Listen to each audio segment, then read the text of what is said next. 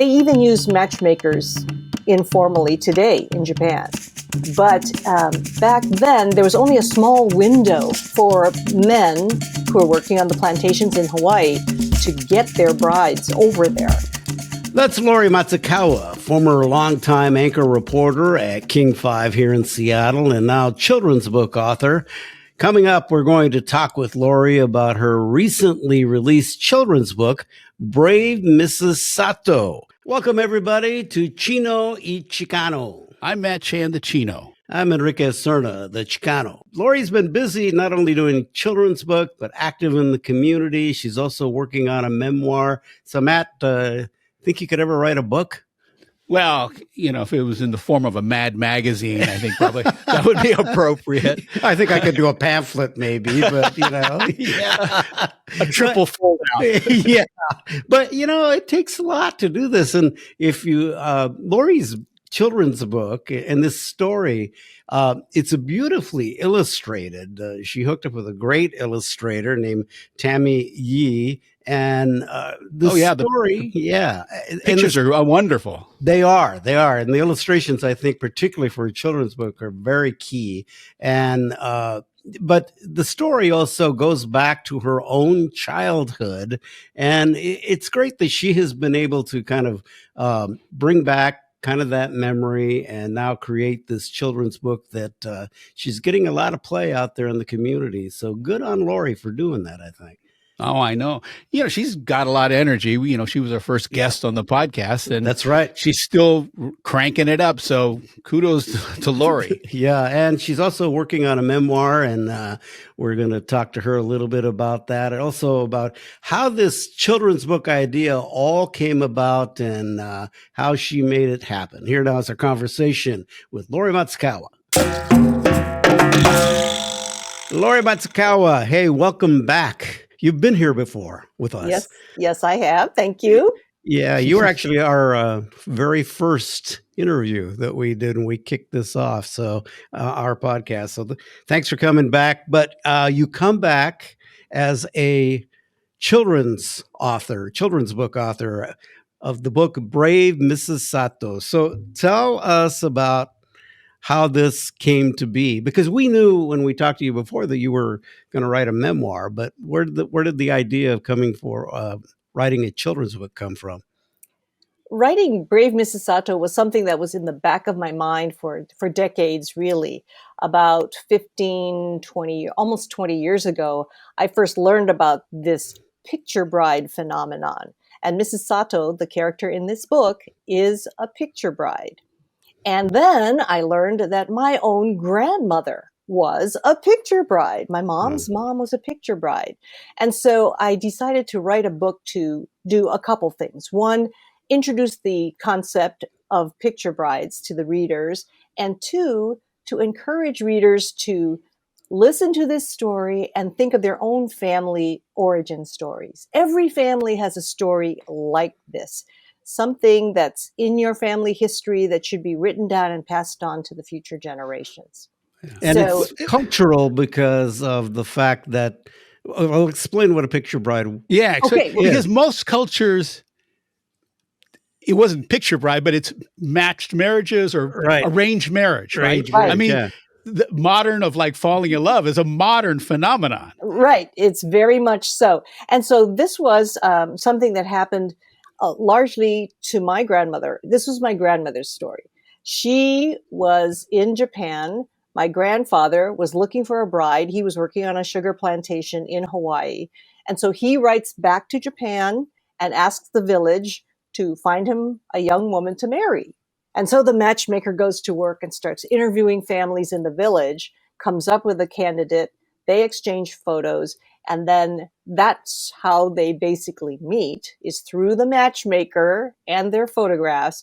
And with the photograph in hand, my grandfather knew that's his future wife right there. So he knew who to look for on the boat dock when she arrived. 2 days later, after she arrived, they got married. So in the U.S., right, the Japanese men that were in the U.S. working, was the picture bride thing more of a phenomenon, or was it the standard way you married? using a matchmaker was standard, and they even use matchmakers informally today in Japan. But back then, there was only a small window for men who were working on the plantations in Hawaii to get their brides over there. So they had to work quickly, and that's where the picture bride, the matchmakers really went to town, because they only had a small window. And so the idea was to write a story that introduced the idea of this custom and to recall a little bit of my own childhood. So this Mrs. Sato character is a combination of my real life grandma, who was a picture bride, and my real life babysitter, who kind of taught me Japanese words, Japanese customs, how to make Japanese food, and basically kind of continue the cultural education that I found so valuable as I got older. Now, what year did this happen when your grandfather and grandmother hooked up? It was in about 1914. So it was, early 1900s. There was, like I said, a window. They had to get married right away because the laws were changing. Even though Hawaii was not a state of the United States at the time, they had to kind of like, they were the kingdom of Hawaii or the territory of Hawaii. They had to, kind of follow American rules. So they only had, a few years. And it wasn't always a positive thing. I mean, most of these matchmakers did good work and they made wonderful couples, but sometimes the couples didn't get along. Sometimes the photographs that were sent to the women in Japan were not quite accurate. Sometimes it showed the dude when he was 10 years younger. Sounds like Tinder today, or something like some dating thing. Yeah. Right. Or sometimes they would even send pictures of their friends. So it wasn't even the guy who the woman saw, but so there were some surprises on the boat dock. But fortunately for my grandmother, it worked out. And they ended up marrying and having 8 children and running their dairy farm and, just having a pretty successful life, a better life than what they might have experienced in Japan. When you said that there was a short window, what were you talking about? What was the legal aspect going on here during that time? I think initially they only wanted Japanese men to come to Hawaii and therefore the mainland United States to work. And they weren't interested in having them stay. They didn't want families. They didn't want wives and children. Well, that was during the same time the Chinese Exclusion Act was happening, right? Exactly. So, they said, oh, we need workers, but we don't need their families. Yeah. And so they just kind of had a small window. And in Hawaii, they said, oh, no, we'll let, it was called the Gentleman's Agreement. They allowed a certain number of women to come in and marry the workers. So, yeah. What was your grandfather's name? His name was Shimizu. His name was Shogoro Shimizu. And he and my grandmother came from the same ken or same area of Japan, the same state of Japan. And so that's where the matchmaker really helped, because the matchmaker knew that it had to be a woman from where he's from his particular village or prefecture. And so that's what happened. And funny story. Initially, it was my grandmother's sister who was supposed to be the picture bride. And at the last minute, she got cold feet. So my grandmother said, oh, I'll go. And so maybe my grandfather was surprised at the dock. He was expecting one sister and then got the other. We don't know. What was your grandmother's name? Her name was Oda. Her name was Hatsumi Oda. Wow. It was quite interesting to find this out. But again, to put it into this book, about almost 20 years ago, there was a movie that came out called Picture Bride. Tamlin Tomita was in it. And so it was to illustrate or dramatize this idea of picture brides coming from Japan and marrying men who lived in the sugarcane fields in Hawaii. And that's when I said, wow, what an interesting story. And then to find out my grandmother was a picture bride made it even more interesting. And so I decided, wow, it'd be really cool to write about this phenomenon and introduce a little bit of my background, because even though my babysitter was not a picture bride, I learned a lot of culture from her. And a lot of these picture brides did that. They brought with them their culture from Japan and passed it on to their children and to the children they took care of. So it was kind of an interesting way to tell my story, my grandmother's story, in a beautiful picture book. The illustrator, Tammy Yee, Y-E-E, lives in Hawaii.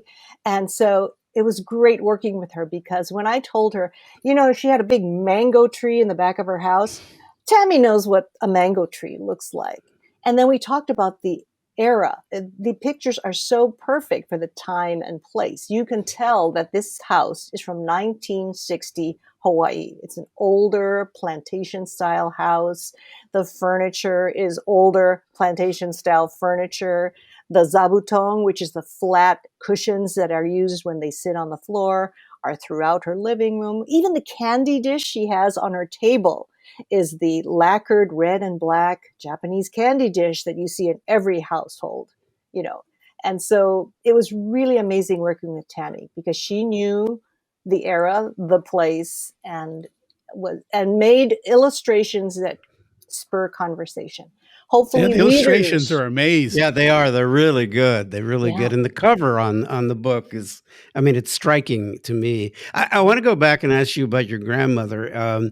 How did you find out about this story, about her being a picture bride?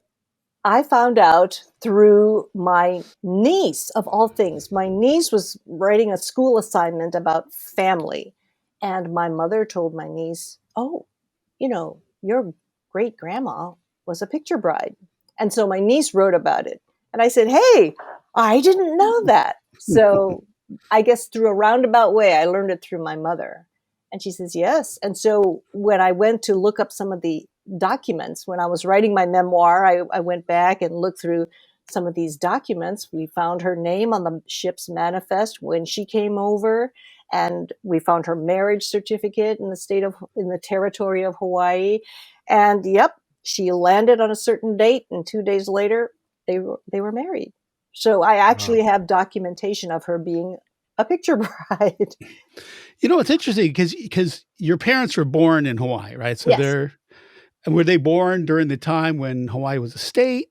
So they're American citizens? They are American citizens because Hawaii was a territory by then. And even I was born when Hawaii was still a territory in Hawaii, but I'm a citizen, a U.S. citizen. Okay. So it's interesting that in the book, Mrs. Sato taught, the little girl, the customs and the food and stuff. So had assimilation happened so quickly with your parents that they sort of weren't as Japanese as your grandmother was? There was definitely kind of a separation. There was a kind of a need to fit into this, growing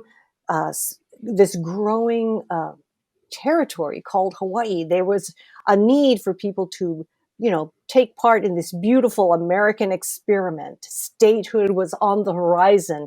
They wanted to prove that people in Hawaii could be as educated and purposeful and, do jobs as well as the next person. So it was a time of great hope and assimilation in Hawaii.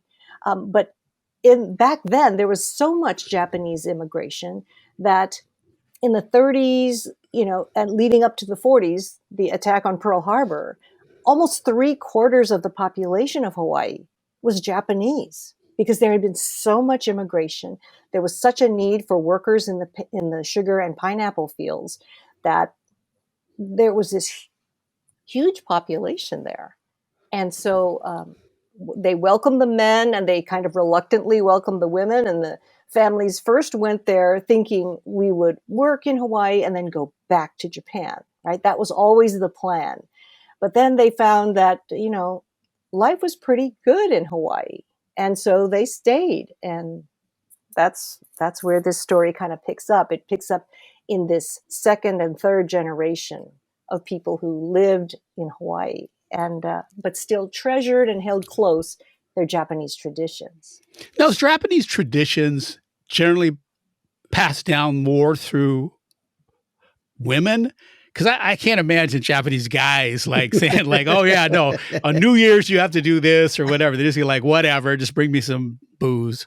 Well, I think because women did most of the cooking, I think those kinds of traditions were passed down through women. But the guys were also were into their martial arts, right? They were into karate, judo, even sumo. Had sumo clubs in Hawaii, and and music. There were guys, Japanese guys who loved to sing, play flute, shakuhachi, right? Play instruments. So, there was this nostalgia. Natsukashi is what they call it, nostalgia for back home. So yeah, culture was passed on by both genders, but the food was definitely the women's area. So what did you learn as far as food? What didn't you know, and what do you do now that was a direct kind of, that you learned from your babysitter? Well, definitely the cooking. There's a portion where we make the pickled cabbage together. And so that was definitely her. And putting this little polished heavy rock on top of the cabbage to press it down as it pickles, that was definitely her. And then even though she didn't do ikebana herself, she did more quilting and sewing and that kind of thing. I was interested in ikebana and learned ikebana as an adult here in Seattle because it is so beautiful and it is so traditional. And so it was never something shameful. Your differentness, your culture was never something to be ashamed of. It was always something that was cool, that was kind of neat. And that basically in Hawaii, everybody did. Even non-Japanese were into Japanese food and Japanese cooking, right? So do you still make a mean pickled cabbage? I do. And, really? Okay. Yeah, I learned how to make, the usual Japanese fare. And, it's always fun to go back to Hawaii. I go back a lot to see relatives, and we're still using the same recipes from Grandma. It's incredible. It's incredible how this has been passed on. What was the name of your babysitter? Her name was June Tara, and she was born on a plantation in Eva Beach. So she came from, again, a plantation kind of a neighborhood. And so it was really funny because she didn't speak English very well. She spoke mostly Japanese, but in Hawaii, they speak this pidgin English. And I couldn't get into it in the book, but this pidgin English was a combination of English, Japanese, and Hawaiian. So she'd be speaking to me in 3 languages, using words from 3 different languages, and I totally understood what she meant, So it was really wonderful. There was integration going on, but, it took its sweet time. It took its sweet time. That's like speaking Spanish and mixing it with Spanglish at home. That's what I really did. Or Chinglish for Chinese. Yeah. Right? So did you, in the story, the little girl is going to leave that community with her family. And so Mrs. Sato is saying, telling her story and tell her to be brave and all of that. Is that something actually that you just came up with for the book, or were you leaving to go someplace else? Well, I did. Eventually, my family did leave that particular little town, Hawahewa, and move to Aiea, which is, it's like 5-7 miles away. But on Oahu, that's a long way. That's moving from the country to the suburbs. That's kind of a big journey. And so I never really, stayed with Mrs. Tara after that. But part of writing this book was wonderful because I was able to reconnect with Mrs. Tara's daughter and granddaughter. I kind of sent out my minions and said, hey, I'm looking for, this woman and any relatives. And my friend said, oh, you might try this person. I found her on Google. And so I was able to give them a call, tell them I was working on this project loosely based on their relative, mom, grandma. And so I'm really looking forward to meeting them in person because all of this kind of happened during COVID. So I couldn't really meet them. You haven't met them yet? No. So, okay, cool. So it's going to be wonderful meeting them. All right. And have you sent them a copy of the book? Oh, of course. And, I'm sure that I'll send you a photo of Mrs. Tara, so you can actually see she did exist. She was a real person. But again, the whole point of this exercise, and even Tammy, the illustrator, told me the same thing, is that the pictures provide an opportunity for readers, especially parents, talking to their kids or grandkids about, look at these pictures. Can you see the furniture? Can you see the clothing they're wearing? Can you see the flowers that she's arranging? Do you recognize things in this story? And the pictures will themselves allow for hours of just discovery because they're so detailed to a certain time and a certain place. And there is even in the boat dock picture, a scene where a picture bride is very surprised by the man who greets her. And I challenge all the readers to look for the surprised bride on the boat dock. Okay, Easter eggs. It's just a fun book. But there's also what I think is really cool about this is that there's a cultural history here, that I think we all have with, my parents from Mexico and how they met and all these things, but other little things that I've learned, about my parents and things along the way that it's also when you tell your kids about it, it's sort of like, wow, grandpa did that or grandma did that. I mean, Exactly. Well, pretty soon we won't have those kinds of stories, right? I mean, the story's going to be like the time your grandfather got his new Ford truck. I mean, you don't have these stories of adversity and triumph and stuff. It's kind of amazing. Yeah, but I think that's why these types of things, particularly from us, in our generation now, because we were getting older, to be able to pass those down. I mean, what did your son? You have a boy. Yes. And how old is he now? He's 36. Okay. So he's right up there with my son. I mean, had he heard this story?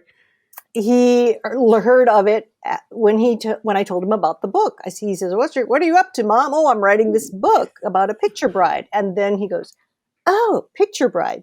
So then it gives me an opportunity to explain what I discovered. So it's a terrific way to just kind of pass it down. And Matt, you made that observation that these memories, they can go by so quickly. In one or two generations, boom, they could be forgotten. And that's why it's important for families to write it down or videotape it or somehow record these little family stories, because every family has a story to tell. They don't have to make a book out of it, but they could. And I wanted to show you the image that Tammy made on the covers. Here's a picture of Mrs. Sato as she's arriving in Hawaii, but it's sepia toned here as she's leaving Japan, and it turns into color as she approaches Hawaii, her new life in Hawaii. But through this image, you can see the cherry blossoms representing her culture are following her to her new land, her new life in Hawaii. And so that was just an amazing thing that Tammy was able to put on the covers of the book. How did you find her to do the illustrations? Through the publisher. I said, help, I need an illustrator. And he says, well, wow. here. So it wasn't like someone that you knew already. No, here are a few. And I looked at their samples, and she just had it down. And even the little kimono that's featured in the book was based on my childhood kimono. I have a silk kimono that I had as a little girl that was given to me by my grandmother. And Tammy actually recreated this pattern in the book. So she's just quite an amazing artist. Really amazing. What was the process of pitching this to a publisher? I just called him and said, hi. But he's a local publisher. Okay. Bruce is a local publisher. He is the owner of Chin Music Press, which does a lot of Asian American and Asian publications. And, Bruce Rutledge is just into mostly artsy books. And this, I believe, is one of the first children's books he's ever taken a chance on.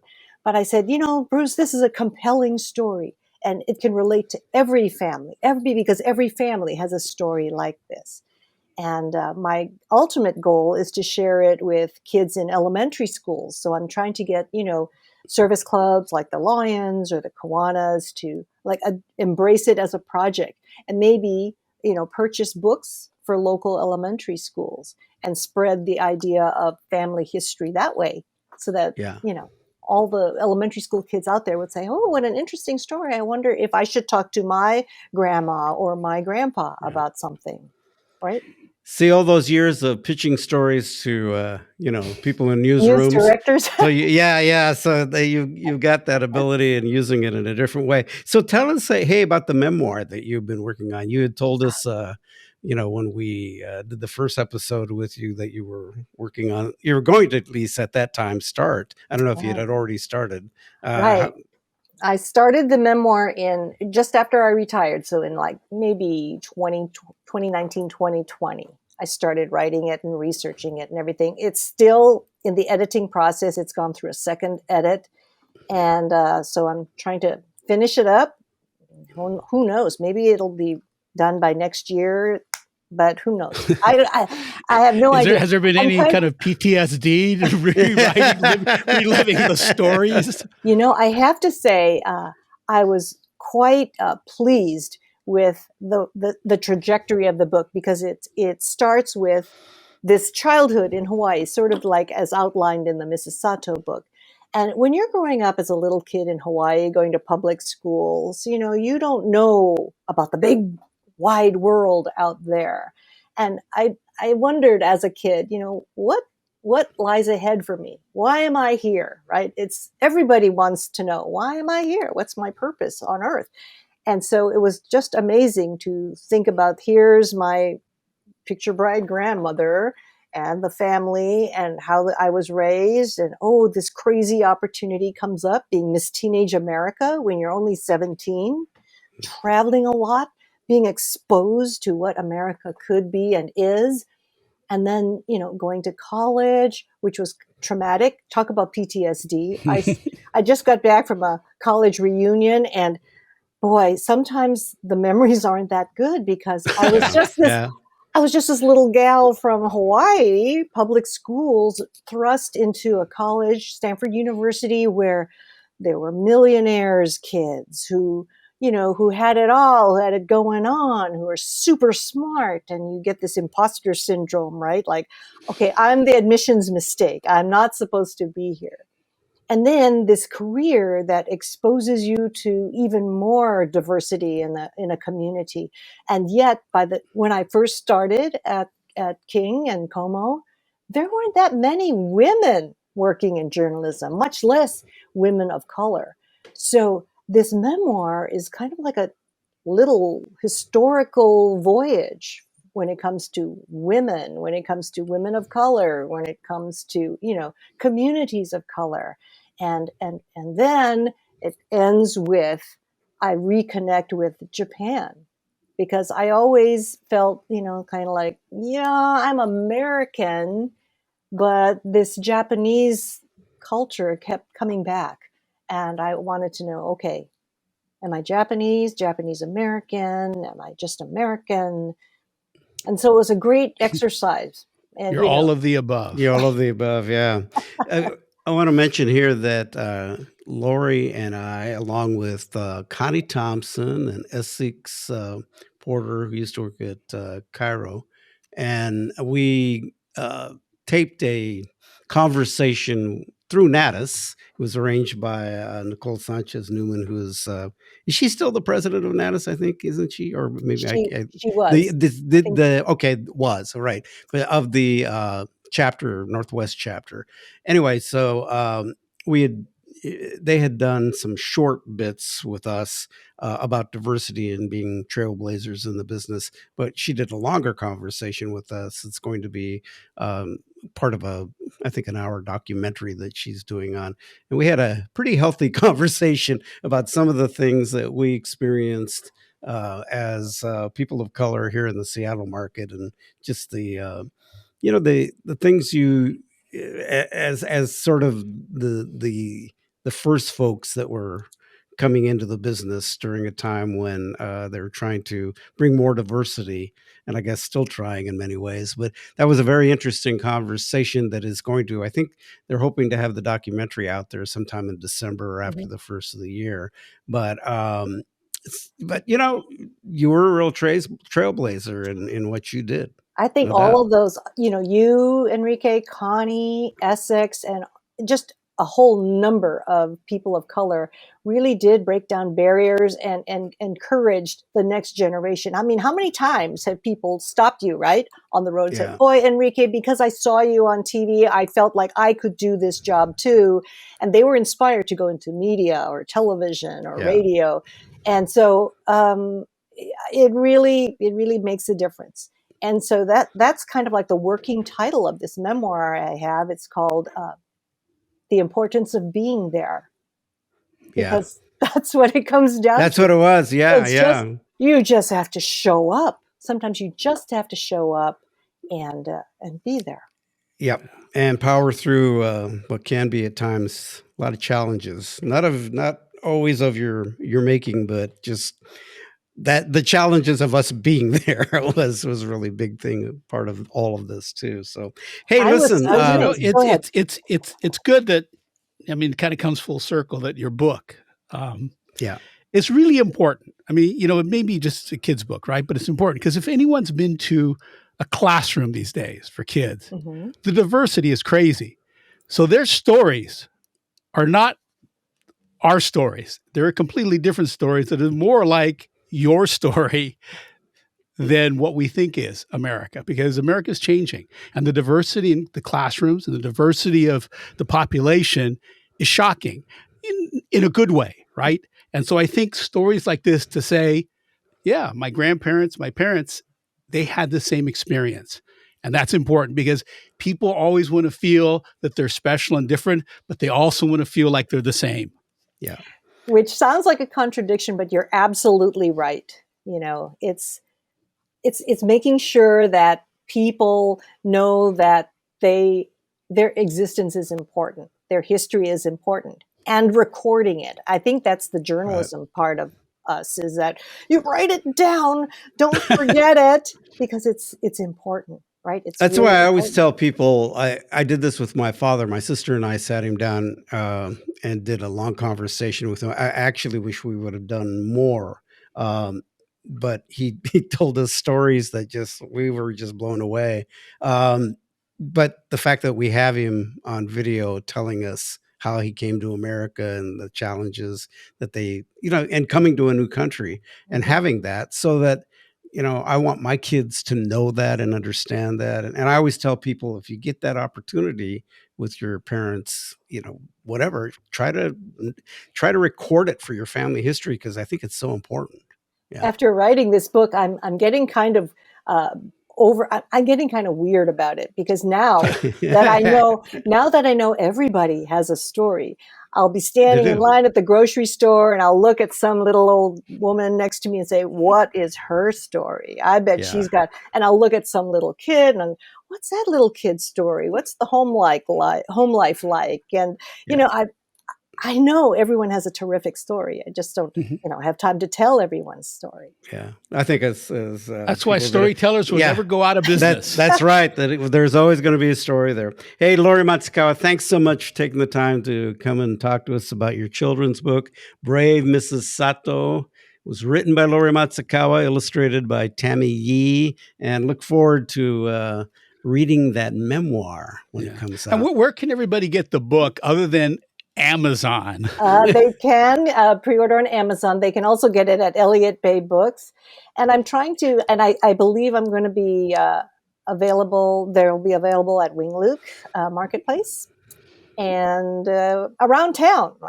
I'm setting up a few, you know, signing opportunities, and you can just always email me. I've got a big stack in the back of the house. So, do you have a website for this? No, so people can figure out. Okay. No, I don't. So. Okay. You'll just have but they can connect with you or try to find you if they want. You want to do a reading or something like that through Facebook or something like that. I'll definitely try to keep in touch with folks on Facebook, and I'm learning LinkedIn. I'm trying to join the 21st century. Good luck. I still haven't figured that out. You guys, thanks so much for having me. You bet. Take care, Mats. All right. Bye-bye. The Chino Y Chicano podcast is available on your favorite podcast provider. You can watch the video version on YouTube, and Converge Media, a leading producer of culturally relevant content in the Pacific Northwest. We'll talk more later.